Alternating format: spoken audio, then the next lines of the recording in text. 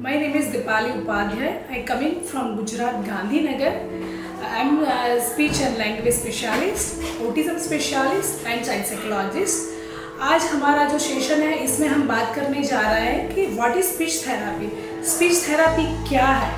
तो speech therapy basically हम बात करें वो एक कम्युनिकेशन हम जो करते हैं उसकी एक रिसेप्टिव लैंग्वेज और एक्सप्रेसिव लैंग्वेज करने की दोनों पर्सन की एक ऐसी कड़ी है जो कहीं ना कहीं टूट जाती है तो बच्चे को कहीं ना कहीं बोलने में या अंडरस्टैंडिंग में प्रॉब्लम आता है। बेसिकली हम स्पीच थेरापी की बात करें तो हम सोचते हैं कि बोलते बोलते हकलाना, स्टमरिंग है, क्लटरिंग है, बच्चे का कम्युनिकेशन का प्रोनाउंस का प्रॉब्लम है, आर्टिकुलेशन का प्रॉब्लम है। तो वो हिसाब से हम बात करें तो कहीं ना कहीं बच्चे को बोलने में या कुछ एक्सप्रेस करने में या अंडरस्टैंडिंग करने में कुछ प्रॉब्लम है तो बेसिकली वो बच्चे को स्पीच थेरापी की ज़रूरत है।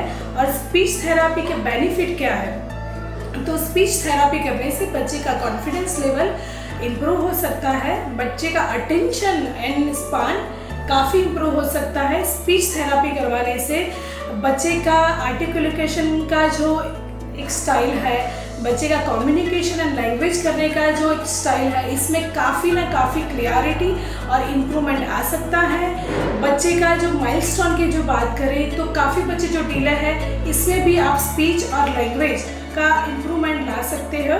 और हम जो बात करें कि किस किस को स्पीच थेरापी की ज़रूरत है तो बेसिकली जो एडल्ट है जिसको ब्रेन स्ट्रोक आता है उनको भी स्पीच थेरापी की ज़रूरत है। बेसिकली हम 0 to 3 इयर्स में अर्ली इंटरवेंशन पे बात करें तो जो बच्चे ऐसे हैं कि जिसके माइलस्टोन डिले है, जो बच्चे डिले डेवलपमेंट है या बच्चे की प्रोनाउंस करने की सिस्टम सही नहीं है या बच्चे का अंडरस्टैंडिंग कहीं ना कहीं कम है या फिर ऑटिज्म वाले बच्चे हैं, ASD के ऑटिज्म स्पेक्ट्रम डिसऑर्डर, इन बच्चे को भी स्पीच थेरापी की ज़रूरत है। डिले डेवलपमेंट वाले बच्चे को स्पीच थेरापी की ज़रूरत है। अगर हम ज़्यादा बात करें तो इंटेलेक्चुअल डिसेबिलिटी वाले बच्चे को भी स्पीच थेरापी की ज़रूरत है।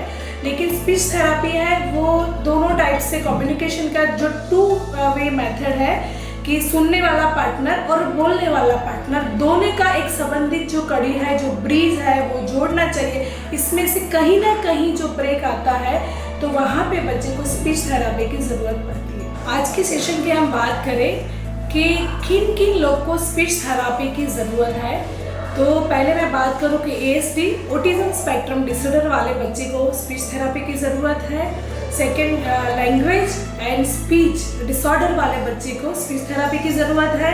सेरेब्रल पाल्सी वाले बच्चे को स्पीच थेरापी की ज़रूरत है।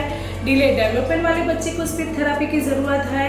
और जिनके माइलस्टोन डिले है उनको भी स्पीच थेरापी की ज़रूरत है। तो शुरुआत हम स्पीच थेरापी के साथ करें तो सबसे पहले हमारा जो टॉपिक आता है वो है ओरल प्लेसमेंट थेरापी।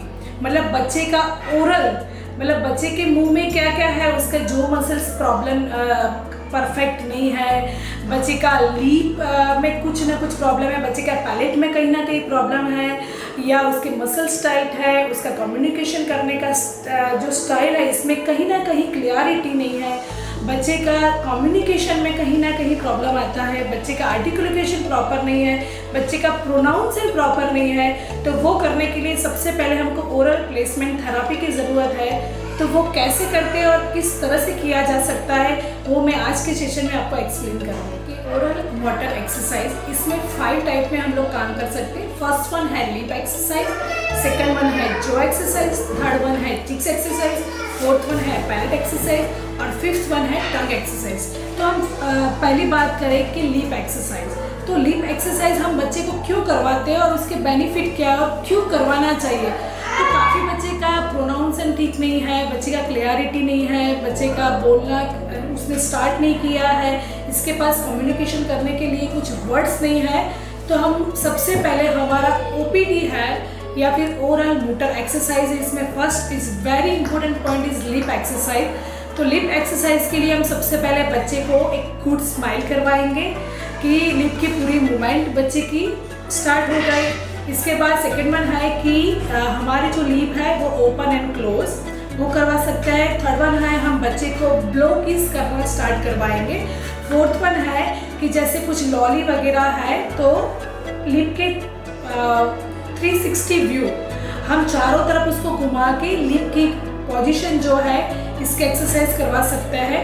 और फिफ्थ वन है कि हम बच्चे को ब्लोइंग, कुछ ना कुछ ब्लो करना, ब्लो बबल है, ब्लो विसल है, ऐसे भी करके हम सिखा सकते हैं। और नंबर 6 है हम स्ट्रो से कुछ ना कुछ सक करवा सकते हैं। तो is very important part for lip exercise. Number 2 है जो एक्सरसाइज, हम जो बात करते हैं कि काफ़ी बच्चे का जो मसल्स है वो काफ़ी टाइट होता है, तो या टाइट की वजह से बच्चे का प्रोनाउंसन है, बच्चे का आर्टिकुलेशन जो लेडर है वो प्रॉपरली नहीं बन पाता।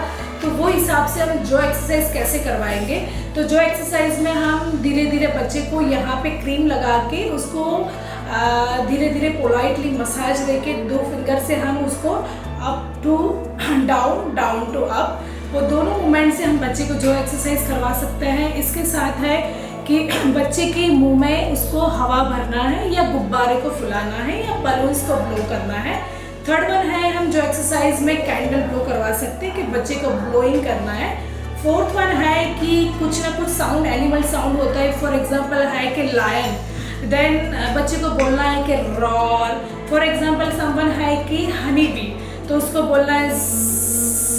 थर्ड वन है कि कुछ ना कुछ है कि लाइक ए मंकी, तो मंकी की आवाज़ ई। तो जो भी वॉवेल साउंड है ए, ई, आई, ओ, यू, वो 5 वॉवेल साउंड है, उसको कैसे क्लियर करना है तो वो आप जो एक्सरसाइज में कवर करवा सकते हो। नंबर 3 वन है पैलेट एक्सरसाइज। तो पैलेट एक्सरसाइज के अंदर हम देखें तो काफ़ी बच्चे का पैलेट बहुत नैरो होता है या बच्चे की टंग की मूवमेंट है वो क्लियर नहीं हो पाती, तो हम पैलेट एक्सरसाइज के लिए धीरे धीरे ओरल प्लेसमेंट थेरेपी के अंदर बच्चे के जो पैलेट है इसमें हमारा जो फर्स्ट वन हमारी फिंगर है, हमारा थंब है, इस पर कुछ ना कुछ हनी या कुछ ना कुछ स्वीट आइटम्स हम लगा के धीरे धीरे उसको प्रेस कर सकते हैं। तो काफ़ी हमारे ASD वाले बच्चे को सेंसर इश्यू होता है, तो बच्चे को मुंह में हाथ नहीं डालने देते या ब्रशिंग नहीं करने देते या पैलेट में कुछ ना कुछ कमियां हैं, तो धीरे धीरे हम उसका सेंसेशन है वो दूर कर सकता है। थर्ड वन है कि पैलेट के अंदर थोड़ा सा चॉकलेट वगैरह या कुछ लॉली वगैरह स्टिच करके धीरे धीरे बच्चे को अपने टंग से उसको करके उसको टच करना है। अदरवाइज अपनी पूरी टंग की मूवमेंट है वो भी बच्चे को करना है।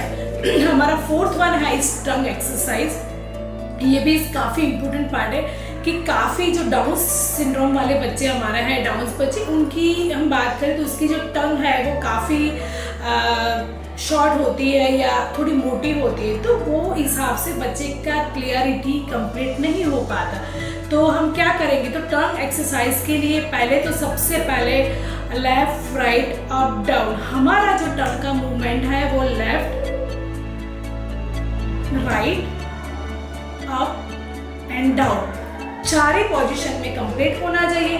सेकंड वन है कि हम आगे यहाँ पे हमारे टंग के आगे कुछ ना कुछ एक स्टिक, वुडन स्टिक है या आइसक्रीम स्टिक रख के बच्चे को वो टंग से उसको टच करना है।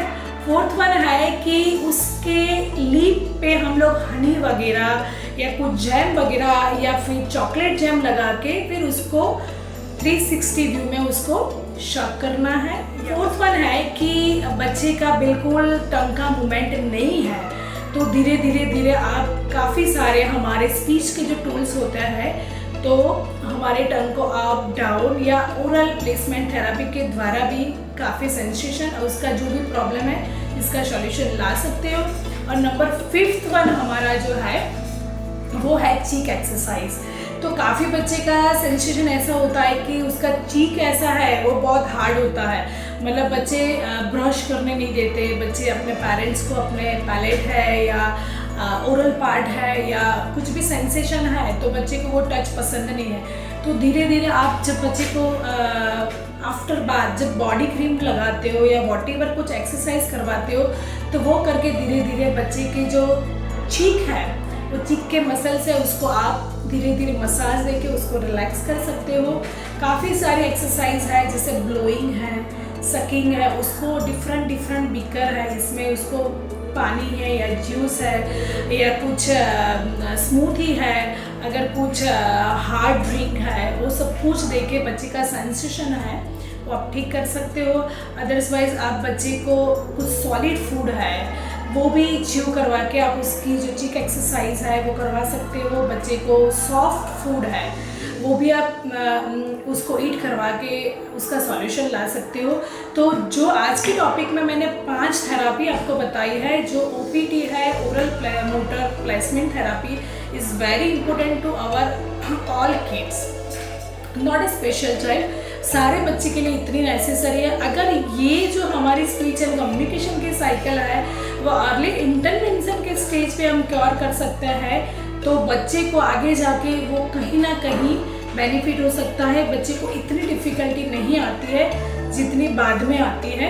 तो ये 5 बेसिक नीड है वो each and every parents, every mothers और उसके आसपास रहते लोग जिसको ये चीज़ के बारे में नहीं पता है, तो आप ये वीडियो में देख के आप घर पे भी, ऐसा नहीं है कि आपको स्पीच थेरापी के पास जाके ही थेरापी लेना है। ये जो क्यों मैंने दी है इसमें आपको काफ़ी बेनिफिट मिल सकता है। वो चीज़ आप घर पे भी अपने बच्चे को करवा सकते हो और काफ़ी दिनों में कुछ ना कुछ मिरेकल चेंज आपके बच्चे में भी आपको देखने मिलेगा।